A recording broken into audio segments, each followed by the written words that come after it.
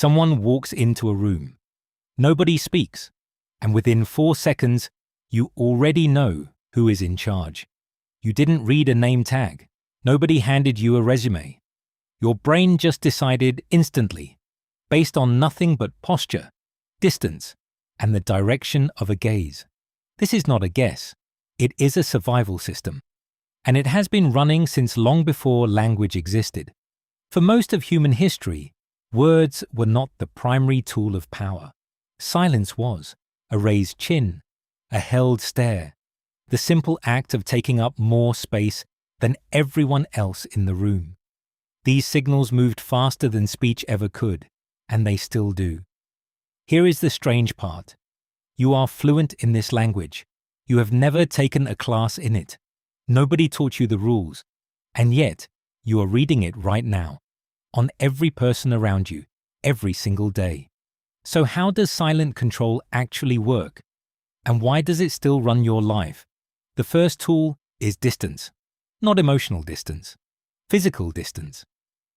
Anthropologist Edward Hall spent years studying what he called proxemics, the invisible bubble of space humans keep around their bodies. Hall found that this bubble is not random. It shrinks or expands depending on power, comfort, and threat.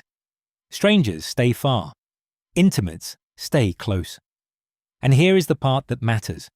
The person with more power in a room is almost always the one who controls how close others are allowed to get. Watch any workplace. The person who can walk into someone else's office uninvited, sit on the edge of their desk, lean into their space without asking, that person holds power. The person who has to knock, wait, and stay near the door does not. Nobody says a word. The space says it for them.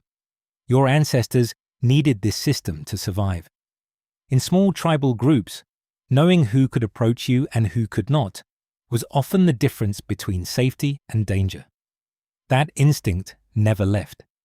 It just moved from the savannah into the office, the classroom, the family dinner table.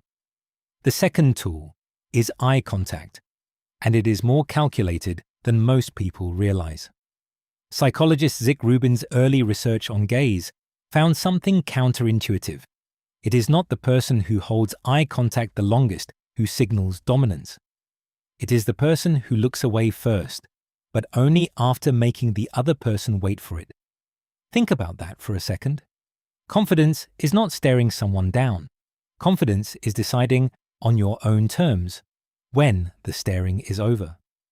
This is why a boss can glance at you, hold it a beat too long, then look away calmly, and you feel it in your chest. This is why someone who breaks eye contact nervously, too fast, without control, reads as anxious even if they are saying something perfectly reasonable. Your brain is not listening to their words in that moment. It is reading their eyes.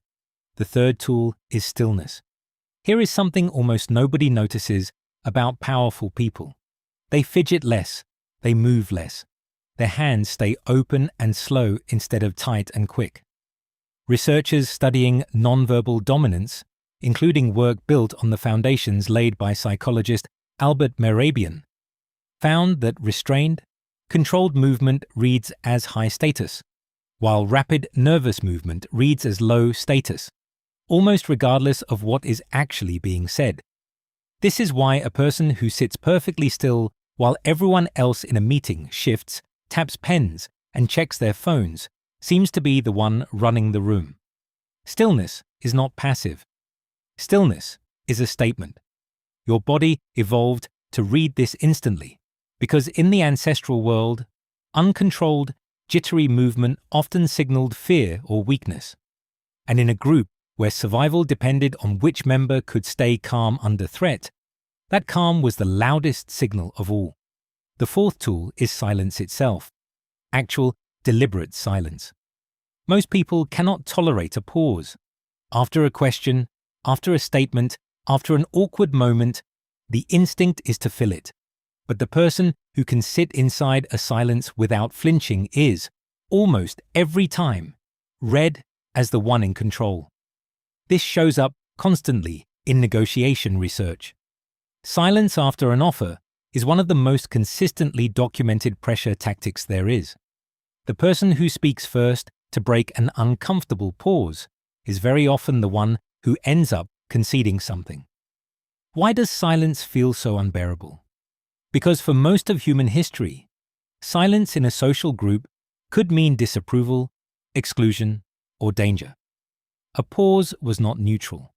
A pause could mean the group was deciding something about you. That ancient wiring is still fully online, which is why a 2-second pause after you say something wrong can feel like an eternity. The fifth tool is the smallest of all, and it might be the most powerful. Micro-expressions. Psychologist Paul Ekman spent decades documenting the tiny, involuntary facial movements that flash across a human face in a fraction of a second, often before a person consciously decides how they want to appear. A flicker of contempt, a flash of fear, a half-second of genuine surprise before the polite mask goes back on. Ekman's research found that people are constantly leaking true feelings through these micro-expressions, whether they want to or not. And other people, even without training, pick up on them, even if they cannot consciously name what they saw. This is why you sometimes feel someone dislikes you, or is lying, or is nervous, before they have said a single suspicious word. You are not imagining it. You caught something real. It just happened faster than your conscious mind could log it. Put these 5 tools together, and you get something remarkable. An entire structure of human hierarchy, built and maintained almost entirely without language. Think about the last time you walked into a room and instantly knew the social order. The confident one, the nervous one, the one everyone deferred to without being asked. Nobody announced any of it.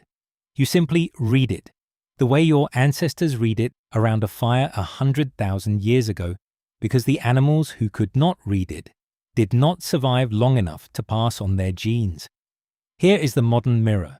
You do this every day, in job interviews, in first dates, in video calls, in arguments with people you love. You are constantly broadcasting status through your posture, your stillness, your eyes, your pauses, your flickers of expression. And you are constantly receiving the same broadcast from everyone else, whether you want to or not. Language came late in human history. This system came first, and it never left. So the next time you feel small in a room, or powerful in one, before a single word gets spoken, remember what is actually happening. It is not a mystery. It is not magic. It is the oldest conversation humans ever had, still running in the background of every single room you walk into.